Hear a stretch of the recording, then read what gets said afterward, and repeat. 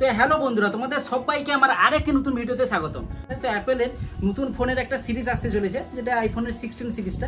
তো সেটা তো ধামাকা হবে, কিন্তু তার আগে অ্যাপেল লঞ্চ করে দিয়েছে iOS 18। যদিও ওটা বেটা ভার্সন, স্টেবল ভার্সন এখনো আপডেট হয়নি। স্টেবল ভার্সন আসতে একটু টাইম লাগবে, আগস্ট সেপ্টেম্বরের দিকে আশা করি তোমাদের সমস্ত রকম ফোনে পেয়ে যাবে।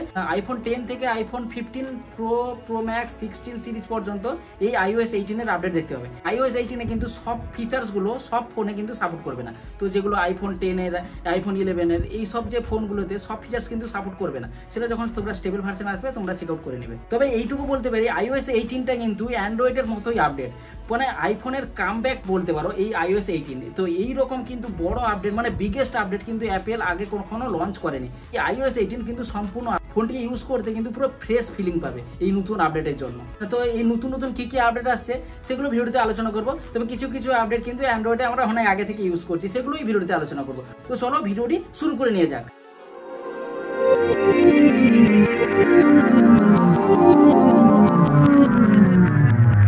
তো আগেই বলে দিচ্ছি, সবগুলো আপডেট কিন্তু আইফোনের একটা বিগেস্ট চেঞ্জ বলতে পারো, মানে বিগেস্ট কামব্যাক বলতে পারো। প্রথমে বলবো আইফোনের ডায়লার। প্রথমে আমরা iOS 17 বলো 16 বলো যে কোনো আপডেট বলো, তো ডায়লারে আমরা যখন নাম্বার কোনো ডায়াল করতাম, নাম সাজেশন আসতো না, মানে কন্ট্যাক্ট লিস্টের নাম কোনো সাজেশন আসতো না।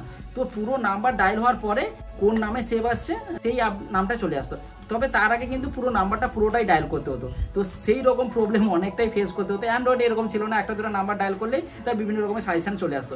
অ্যাপেলের কিন্তু এই iOS 18 এর আপডেটে কিন্তু সেই অ্যান্ড্রয়েডের মতোই একটা দুটো নাম্বার ডায়াল করলেই পুরো সাজেশন চলে আসবে। তো এটা একটা কিন্তু খুব ভালো আপডেট। তো এটা অ্যান্ড্রয়েডে আমরা অনেক আগে থেকে ইউজ করছি, অ্যাপেলে কিন্তু এটা নতুন।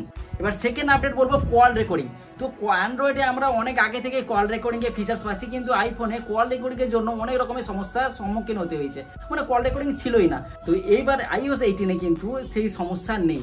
তার সাথে বোনাস হিসাবে আবার কল রেকর্ডিং কে আবার টেক্সট হিসাবেও কনভার্ট করতে পারবে, মানে কল রেকর্ডিং যেটা শুনবে সেটা টেক্সট হিসাবেও কনভার্ট করতে পারবে। তো এটা অ্যান্ড্রয়েডে নেই, কিন্তু এটা অ্যাপেলে আছে। তবে প্রবলেম হচ্ছে এই যে কল রেকর্ডিংটা পুরোটাই এই ফিচার্স, আর এই ফিচার্সটা সাধারণত আমরা 15 প্রো বা 15 প্রো ম্যাক্স এবং 16 সিরিজে এই ফিচার্সটা পাবো। এই কল রেকর্ডিং এর ফিচার্স কিন্তু সব ফোনের জন্য নয়। তো এটা একটা জাস্ট কন্ডিশন রেখে দিয়েছে অ্যাপেল। তো এই ফিচার্সটা এখনো বিটা আপডেটে আসেনি। এই ফিচার্সটা সাধারণত অ্যাপেল 16 লঞ্চ করার পরেই এই ফিচার্সটা আসবে। তো থার্ড বিগেস্ট আপডেট হচ্ছে কন্ট্রোল সেন্টারে কাস্টমাইজেশন। কন্ট্রোল সেন্টারটা আগে পুরো বোরিং ছিল, সেই ঘাসিপিটি, সেই একই রকমের বাটন, সেই একই রকমের। তো এবার কিন্তু iOS 18 এর কিন্তু আপডেটটা কিন্তু পুরো আলাদা রকমের কন্ট্রোল সেন্ট্রাল তোমরা দেখতে পাবে।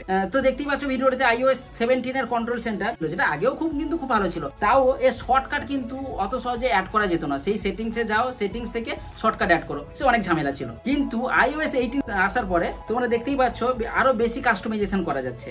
তো নোটিফিকেশন তো সেম আসবে iOS 17 এর মতোই, কিন্তু ফিচার্স গুলো অনেক অ্যাড হয়েছে। বাম দিকে একটা অ্যাড প্লাস বাটন আছে, সেই প্লাস বাটনে প্রেস করলে তোমরা দেখতে পাবে কন্ট্রোল অনেক কিছু অ্যাড করতে পারছো। তো আগের থেকে অনেক বেশি কন্ট্রোল অ্যাড করা যাবে।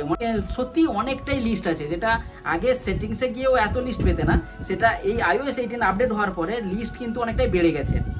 তো যেরকম খুশি সেরকম ভাবে তুমি কন্ট্রোল সেন্টারকে কাস্টমাইজেশন করতে পারবে। তার শেপ চেঞ্জ করতে পারো, শেপের কালারও চেঞ্জ করতে পারো, শেপকে বড় ছোট সব রকম করতে পারবো, এবং যেখানে খুশি সেখানে নিয়ে যেতে পারো। কন্ট্রোল সেন্টারকে আমাদের কাছে পুরো নতুন ভাবে প্রকাশ করতে পেরেছে। তো তোমরা ভিডিওতে অপটিমাইজেশনটা, কাস্টমাইজেশনটা সবকিছু দেখতে পাচ্ছ, আর ইউজার এক্সপিরিয়েন্স কিন্তু এই কন্ট্রোল সেন্টারে দারুণ হবে। এবার বলবো এই ফোনের টর্চ অপশন। তো আগেও আইফোনে টর্চ ছিল, কিন্তু টর্চের দুটা ফিচার্স অ্যাড করে দিয়েছে এই আপডেটে। তো দুটা ফিচার্সের একটা ফিচার যদিও ছিল, যেটা যাদের ডাইনামিক আইল্যান্ড তারা ভালো করে বুঝতে পারতো যে টর্চ লাইটের ব্রাইটনেসটা বাড়ানো বা কমানো যেত। এমনকি এখন ব্রাইটনেসের শেপটাকেও কম বেশি করা যাবে। তো তোমরা ভিডিওতে দেখতেই পাচ্ছ ব্রাইটনেসকে কমানো বাড়ানো যাচ্ছে, এবং ব্রাইটনেসের যে শেপটা, মানে কতটা কিরকম ব্রাইটনেস আসবে, কোন ফোকাস কিরকম হবে, সবকিছু কিন্তু কাস্টমাইজেশন করা যাচ্ছে। তো টর্চের উপরেও কাস্টমাইজেশনের অপশন অনেক। এবার 5 নম্বর, যেটা হচ্ছে হোম স্ক্রিন বা লক স্ক্রিনে যেটা বলতে পারো। তবে হোম স্ক্রিন ও লক স্ক্রিন পুরোটাই চেঞ্জ যদিও হয়নি, কিন্তু তার কিছু কিছু ফিচার্স আছে যেটা তোমাকে ভালো লাগবে। আগে হোম স্ক্রিনের অ্যাপগুলোকে কিন্তু সরানো যেত না, তুমি যা খুশি করো অ্যাপকে সেই জায়গা থেকে সরানোই যেত না, সেরকম অপশনই ছিল না। তুমি সরানোর চেষ্টা করলেও সেই আবার জায়গা ফিল করার জন্য সেবা চলে আসতো, মানে তুমি যেখানে সেখানে অ্যাপকে নিয়ে যেতে পারতে না। তো সেটা 17 আপডেট পর্যন্ত ছিল। 18-এ কিন্তু এটা চেঞ্জ হয়ে গেছে। অ্যান্ড্রয়েডে আমরা এটা অনেক আগে থেকে ইউজ করতে পারছি, অ্যাপকে যেখানে খুশি মনের মতো করে ইউজ করতে পারতাম, যেখানে খুশি নিয়ে যেতে পারতাম। তো এবার অ্যাপেলেও সেরকম করা যাবে। তো এতে কি হয়, ওয়ালপেপার যেটা রাখতে চাও সেটাকে একটু ভালোভাবে ফোকাসে আনা যাবে। তো তোমাদের খুশির মতো অ্যাপকে যেখানে খুশি নিয়ে যাও, এবং এমনকি তার আইকনের কালারসও চেঞ্জ করতে পারবে এবং অ্যাপ আইকনের শেপটাকেও চেঞ্জ করতে পারবে। কেউ বড় ছোট সব রকম রাখতে পারবে।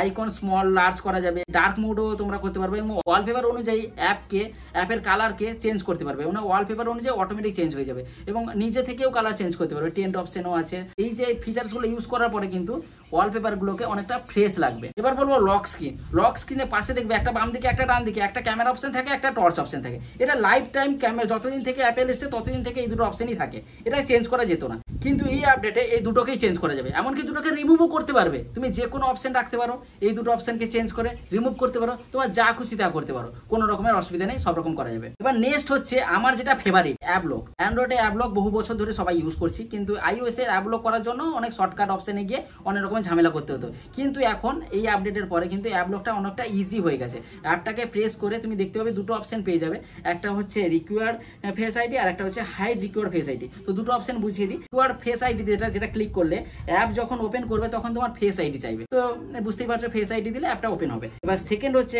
হাইড রিকোয়ার্ড ফেস আইডি, যেটা হচ্ছে এইটা অন করলে অটোমেটিক সেই অ্যাপটাই হাইড হয়ে যাবে, মানে অ্যাপটা আর হোম স্ক্রিনে দেখতেই পাবে না।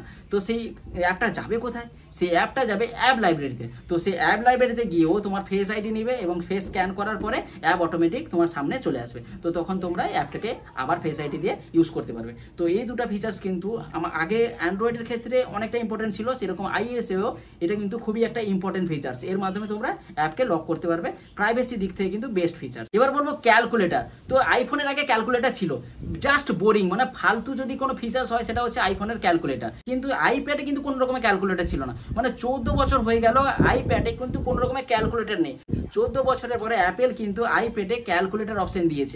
তো ক্যালকুলেটর অপশন আসতে 14 বছর লেগে গেছে, মানে একটা বাচ্চাকে ক্যালকুলেশন শেখাতে পুরো 14 বছর লেগে গেল। হয়তো লেট এসছে কিন্তু বেস্ট এসছে, মানে অনেক অ্যাডভান্স ফিচার্স নিয়ে এসছে। তো সেটা তোমরা দেখতেই পাচ্ছ iOS 17 এর ক্যালকুলেটর এবং পাশে iOS 18 এর ক্যালকুলেটর। তো iOS 18 এর ক্যালকুলেটরে একটা কিন্তু ক্রস বাটন চলে, যেটা কিন্তু অনেকটাই বেস্ট হবে। আগে কিন্তু ক্রস বাটন ছিল না, বহুত প্রবলেম হতো। একটু নিচে গেলে দেখতে পাবে ক্যালকুলেটরের শেপে একটা বাটন আছে, এটাতে ক্লিক করলে দেখতে পাবে চারটা অপশন কিন্তু খুব দারুণ। একটা আছে ম্যাথ নোটস, যেটা স্টুডেন্টদের জন্য বেস্ট হবে।